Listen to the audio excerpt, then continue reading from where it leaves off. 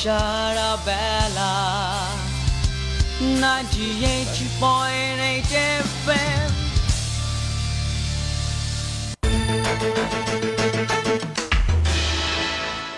আজ বৃহস্পতিবার 25 অগ্রহায়ণ 1427 বঙ্গাব্দ 10 ডিসেম্বর 2020 খ্রিস্টাব্দ এবং 24 রবিউল সানি 1442 ইসরি।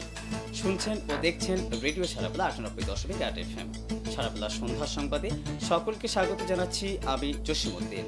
শুরুতে জানিয়ে দিচ্ছি এসকেএস হাসপাতাল প্রধান শিরোনাম। শেষ হলো প্রথমবারের মতো ইভিএম এর মাধ্যমে শুরু হওয়া পলাশবাড়ী পৌরসভা নির্বাচনের ভোট গ্রহণ। সুন্দরগঞ্জ হানাদার মুক্ত দিবস আজ ৭১-এর এই দিনে উপজেলার সর্বত্র ছড়িয়ে পড়ে বিজয়ের উল্লাস। সারা দেশে করোনায় একদিনের ব্যবধানে ৩৭ জনের মৃত্যু, নতুন শনাক্ত ১,৮৬১ জন, গাইবান্ধায় শনাক্ত ৪ জন।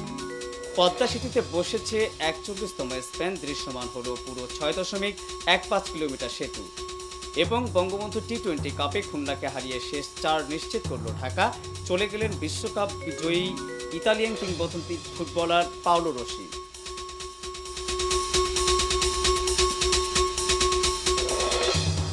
শুনছিলেন শিরোনাম। এই সংবাদটি ৯৮.৮ FM এর সম্প্রচারের পাশাপাশি সরাসরি প্রচারিত হচ্ছে www.radiosharabla.fm এবং রেডিও সারাবেলা অ্যাপ থেকে। এছাড়া দেখতে পাচ্ছেন আমাদের একমাত্র অফিসিয়াল ফেসবুক পেজ ও ইউটিউব চ্যানেল রেডিও সারাবেলা 98.8 FM এ। গাইবান্ধা জেলার নবগঠিত পলাশবাড়ী পৌরসভার নির্বাচনে ভোট গ্রহণ শেষ হয়েছে। এখন অপেক্ষা গণনা শেষে ফল প্রকাশের। আজ সকাল ৮টা থেকে শুরু হয়ে বিরতিহীনভাবে এই ভোট গ্রহণ চলে বিকেল ৪টা পর্যন্ত। পৌরসভাটিতে উৎসবমুখর পরিবেশ, প্রথমবারের মতো ইভিএম এ ভোট গ্রহণ সম্পন্ন হয়েছে। এই নির্বাচনে মেয়র পদে ৬ জন, সংরক্ষিত মহিলা কাউন্সিলর পদে ২২ জন এবং সাধারণ কাউন্সিলর পদে ৮৮ জন প্রার্থী প্রতিদ্বন্দ্বিতা করছেন। এ পৌরসভায় মোট ভোটার সংখ্যা ৩১,৬০২ জন। সুন্দরগঞ্জ হানাদার মুক্ত দিবস আজ। দিনের সূর্যোদয়ের সাথে সাথেই পাক হানাদার বাহিনীর দখলদারি থেকে এ উপজেলাকে মুক্ত করা হয়।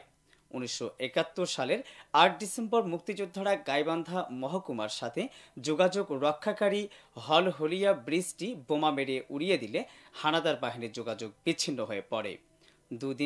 দুদিন ধরে পাক বাহিনীর সাথে মুক্তিযোদ্ধাদের যুদ্ধ হয়। ৯ ডিসেম্বর মুক্তিবাহিনীর রণকৌশলে হেরে গিয়ে পিছু হটতে থাকে পাক বাহিনী। ১০ ডিসেম্বর ভোরে সুন্দরগঞ্জ ছেড়ে পালিয়ে যায় তারা। এরপর ২৫০ জন রাজাকার অস্ত্রসহ ওই দিন আত্মসমর্পণ করে। সেই সাথে বিজয়ের উল্লাসে হাজারো মানুষ উল্লসিত হয়। মুক্তিযোদ্ধারা বাংলার সবুজ পতাকা উড়িয়ে সুন্দরগঞ্জকে হানাদার মুক্ত ঘোষণা করেন। দেশে করোনায় একদিনের ব্যবধানে নতুন করে ৩৭ জনের মৃত্যু হয়েছে। এ নিয়ে মোট মৃতের সংখ্যা বেড়ে দাঁড়ালো ৬,৯৬৭ জনে। অপরদিকে একদিনের ব্যবধানে করোনা শনাক্ত হয়েছে ১,৮৬১ জন। এ নিয়ে দেশে মোট শনাক্ত হল ৪,৮৫,৯৬৫ জন। এ সময়ের মধ্যে সুস্থ হয়েছেন ৪,৪৮৬ জন। এ নিয়ে মোট সুস্থ হয়েছেন ৪,১০,৪৫২ জন। আজ বিকেলে করোনা বিষয়ক স্বাস্থ্য অধিদপ্তরের সংবাদ বিজ্ঞপ্তিতে এ তথ্য জানানো হয়। এদিকে গাইবান্ধায় একদিনের ব্যবধানে নতুন করে ৪ জন করোনা আক্রান্ত শনাক্ত হয়েছেন। এ নিয়ে জেলায় আক্রান্তের সংখ্যা দাঁড়ালো ১,৩৭৯।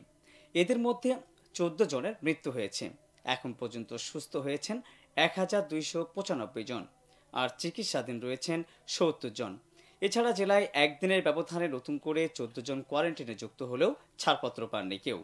বর্তমানে মোট কোয়ারেন্টিনরত রয়েছেন ৯৪ জন। এ তথ্য নিশ্চিত করেছে সিভিল সার্জন অফিস গাইবান্ধা। অন্যদিকে বিশ্বের বিভিন্ন দেশে বাড়ছে করোনা ভাইরাসে আক্রান্ত ও মৃতের সংখ্যা। সারা বিশ্বে এখন পর্যন্ত এই ভাইরাসে আক্রান্তের সংখ্যা ছাড়িয়েছে ৬,৯২,০০,০০০। মৃতের সংখ্যা দাঁড়িয়েছে ১৫,৭৫,১৭৫ জনে।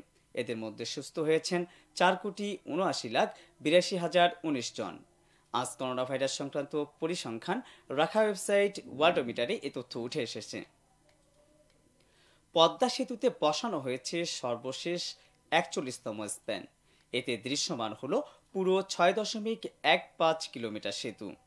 এর আগে 2017 সালের 30 সেপ্টেম্বর সেতুর প্রথম স্প্যান বসানো হয়।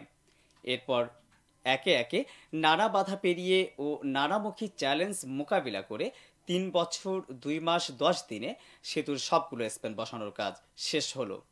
মূল সেতু নির্মাণের কাজ করছে চীনের ঠিকাদারি প্রতিষ্ঠান এমবিইসি, আর নদী শাসনের কাজ করছে চীনের আরেকটি প্রতিষ্ঠান সিনো হাইড্রো কর্পোরেশন। আবারও গাইবান্ধার সংবাদ। Samsung smart plaza, TB road, Gaibandha. কমলা রঙের বিশ্বে নারী, বাধার পথে দিবে পারি স্লোগানে সারা বিশ্বের মতো সুন্দরগঞ্জেও পালিত হচ্ছে আন্তর্জাতিক নারী নির্যাতন প্রতিরোধ পক্ষ। আজ উপজেলা পরিষদ হলরুমে এ উপলক্ষে বিতর্ক প্রতিযোগিতা অনুষ্ঠিত হয়েছে। নেদারল্যান্ড এম্বাসির অর্থায়নে ও অ্যাকশন এইড বাংলাদেশের সহযোগিতায় এ কর্মসূচির আয়োজন করে এসকেএস ফাউন্ডেশনের MMWW প্রকল্পের নারী কৃষি উদ্যোক্তা অ্যাসোসিয়েশন। উপজেলা প্রকল্প সমন্বয়কারী কৃষিবিদ জামাল উদ্দিনের সভাপতিত্বে পুরস্কার বিতরণী অনুষ্ঠানে প্রধান অতিথির বক্তব্য রাখেন উপজেলা নির্বাহী অফিসার কাজী লুৎফুল হাসান। বিশেষ অতিথির বক্তব্য রাখেন উপজেলা প্রাণী সম্পদ অফিসার ফজলুল করিম সহ আরও অনেকে।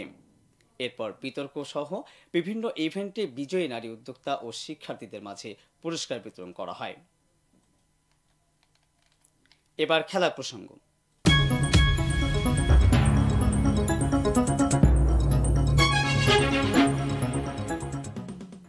বঙ্গবন্ধু টি-20 কাপে খুলনাকে 20 রানে হারিয়ে জয় পেয়েছে ঢাকা। এই জয়ে দলটির শেষ 4 সহ নিশ্চিত হল প্লে অফও। আজ দিনের প্রথম ম্যাচে টসে হেরে শুরুতে ব্যাট করতে নেমে 7 উইকেট হারিয়ে 179 রান সংগ্রহ করে মুশফিকের দল। জবাবে 159 রানে গুটিয়ে যায় সাকিব আল হাসানের খুলনা। এদিকে চলে গেলেন বিশ্বকাপ জয়ী ইতালিয়ান কিংবদন্তি ফুটবলার পাওলো রসি। মৃত্যুকালে তার বয়স হয়েছিল 64 বছর। এ খবর জানিয়েছে ইতালিয়ান গণমাধ্যম রাই স্পোর্টস। তবে তার মৃত্যুর কারণ সম্পর্কে কিছু জানা যায়নি। 1982 সালে স্পেন বিশ্বকাপে ইতালির বিশ্বকাপ জয়ের নায়ক ছিলেন এই ফরওয়ার্ড। সেই বিশ্বকাপে গোল্ডেন বুট, গোল্ডেন বল সহ ডি অরও জিতেছিলেন তিনি। এখনকার মতো সংবাদ এ পর্যন্তই। শেষ করার আগে এসকেএস হাসপাতাল প্রধান শিরোনামগুলো জানিয়ে দিচ্ছি আরও একবার। শেষ হলো প্রথমবারের মতো ইভিএম এর মাধ্যমে শুরু হওয়া পলাশবাড়ী পৌরসভা নির্বাচনের ভোট গ্রহণ। সুন্দরগঞ্জ হানাদার মুক্ত দিবস আজ 71-এর এই দিনে উপজেলার সর্বত্র ছড়িয়ে পড়ে বিজয়ের উল্লাস। সারা দেশে করোনায় একদিনের ব্যবধানে 37 জনের মৃত্যু, নতুন শনাক্ত 1861 জন, গাইবান্ধায় শনাক্ত 4 জন।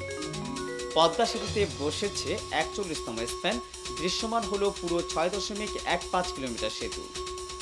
এবং বঙ্গবন্ধু টি-20 কাপে খুলনাকে হারিয়ে শেষ 4 নিশ্চিত করল ঢাকা। চলে গেলেন বিশ্বকাপ জয়ী ইতালিয়ান কিংবদন্তি ফুটবলার পাওলো রসি। এতক্ষণ সাথে থাকার জন্য সকলকে ধন্যবাদ। রেডিও সারাপ্লাস সম্প্রচারের জন্য আপনার এলাকার যে কোনো সংবাদযোগ্য তথ্য জানান আমাদের এই ইমেইলে newsarabala@gmail.com। বিশ্বের যে কোনো প্রান্ত থেকে রেডিও সারাপ্লাস শুনতে ভিজিট করুন www.radiosarabala.fm।